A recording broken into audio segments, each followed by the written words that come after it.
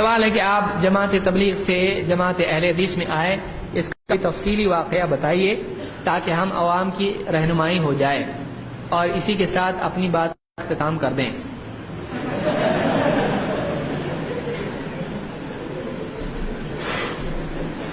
وقت بہت ہو چکا ہے اور 10 بج چکے ہیں، تو دیکھیے ابھی اس میں تفصیل میں جانے کی کسی کی آپ بھی تھی، کوئی کسی کے لیے رہنمائی نہیں ہوتی ہے۔ ہاں یہ کہ کسی کے لیے حوصلہ افزائی ہو سکتی ہے۔ ہم لوگ تبلیغی جماعت میں تھے اور کام کرتے تھے، جماعت چلا 4 مہینہ 3 دن جو بھی ہم لوگ جاتے تھے، پھر کچھ شبہات ذہن میں آئے فضائل اعمال پڑھ کے، اور کچھ باتیں بیانات وغیرہ سن کے، اور کچھ کتابیں دیکھ کر، پھر علماء کے پاس، بعض علماء کے پاس ہم لوگ گئے، میں گیا اور ان سے سوالات پوچھے، انہوں نے جواب دیے، جواب میں اطمینان نہیں تھا بلکہ ڈانٹ ڈپٹ تھی اور دلیل نہیں تھی۔ ایک نہیں 2 3 4 کئی علماء سے میں نے بات کی، جواب نہیں دیا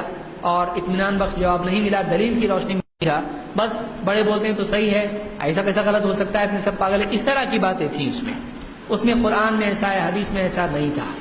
لہٰذا پھر میں اپنے طور پر تحقیق شروع کی،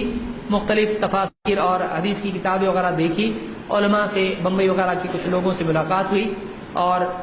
اس میں نے ان سے بات چیت کی، مطالعہ کیا، پھر کچھ فارن اسٹوڈنٹس تھے، ان کی لائبریری سے کچھ عرب کے علماء کی خطابات سننے میں آئے، اور ان کی جو حدیث کی باتیں اور فقہ کی باتیں میں نے سنی، اس سے دل کو اطمینان ہوا کہ قرآن و سنت اصل بات ہے، اس کے اوپر کوئی اور پیمانہ نہیں ہے، اللہ اور اس کے رسول سے بڑھ کے تو کچھ نہیں ہے جس کا کلمہ پڑھ رہے ہیں ہم لوگ، تو پھر اس پیمانے سے جو صحیح ہے وہ صحیح ہے، جو اس پیمانے سے ٹکراتا ہے وہ صحیح نہیں ہے، یہ ذہن میں بیٹھ گیا، اور اس کے بعد پھر نئے سرے سے میں نے تحقیق جو بھی شروع کی، اب پھر جتنا تحقیق کرتا گیا اتنا دور ہوتا گیا، اور پھر اس کے بعد میں وہاں سے بھی کہا کہ بتاؤ اس طرح کا معاملہ ہو گیا، باہری اچھے، ہم نے کہا ٹھیک ہے ہم باہری اچھے، پھر ہم نے اپنی طور سے دعوت شروع کی، اور الحمدللہ 1 2 3 4 ہوتے ہوتے کئی لوگ آتے چلے گئے، تو آج بھی الحمدللہ بہت زیادہ بولتے تھے دیکھو جماعت چھوڑا، ٹوپی جائے گی، کرتا پاجامہ جائے گا، یہ داڑھی جائے گی، ابھی تک الحمدللہ کچھ نہیں گیا، بلکہ پہلے کم تھی ابھی اس سے زیادہ ہوگی۔ تو یہ لوگوں کا گمان ہوتا ہے کہ جو آدمی یعنی جماعت میں ہے وہی دین پر چلتا ہے، ایسا نہیں ہے، جماعت میں بھی دیندار لوگ ہیں، بہت سارے لوگ دیندار ہیں، ہم جانتے ہیں کہ تہجد پڑھنے والے لوگ ہیں، دعا مانگنے والے لوگ ہیں، اور قربانی دینے والے، صدقہ دینے والے لوگ ہیں، ہر طبقے میں ہیں، صرف تبلیغی جماعت میں نہیں ہے، بریلوی طبقے میں ہیں، بریلوی حضرات میں کیا تہجد گزار نہیں ہیں، ان میں دعا کرنے والے، اللہ کے آگے رونے گڑگڑانے والے نہیں ہیں، تقوی والے نہیں، میں خود ایسے لوگوں کو جانتا ہوں کہ جو بہت پرہیزگار لوگ ہیں، درگاہوں پہ جاتے ہیں وہ یعنی حلال و حرام کے اعتبار سے بہت پرہیزگار ہے، عقیدہ ان کا غلط ہے، لیکن ایسے لوگ آپ کو ملیں گے، نیک دل لوگ آپ کو ہر جماعت میں ملیں گے، لیکن صحیح صحیح ہے اور غلط غلط ہے، ان کی صحیح بات کی وجہ سے ان کی غلطی صحیح نہیں ہو جاتی، اور ان کی غلطی کی وجہ سے ان کی ساری خوبیاں غلط نہیں ہو جاتی ہیں، تو لیکن مجموعی حکم یہی لگے گا کہ صحیح نہیں ہے، اسی لیے ہم نہیں ہیں وہاں پہ، مجموعی طور پر یہی حکم لگے گا، تو کیونکہ ایک آدمی جب جاتا ہے اور کسی ایک جماعت میں حصہ ہو جاتا ہے پھر وہ باہر والوں کی بات سنتا ہے نہیں، یہ اہل حدیث ہیں کہ جو کہتے ہیں بولو تمہارا کیا ہے ذرا ہم کو بھی سننے دو، آدمی سنتا ہے، اور ہم بھی بولتے ہیں بھائی جاؤ سب کی سنو، جس کی صحیح لگے اس کی مانو، بشرطے کی کتاب و سنت کی روشنی میں ہو اور وہ بات حق ہو، جس کو جو چیز سمجھ میں آئی وہ مانے، تو ہمارا یہ طریقہ، لوگ جماعت میں جاتے تھے، پھر بات کی علماء سے جواب نہیں ملا، اور اس کے بعد میں پھر وہاں سے کئی مسائل بھی آئے،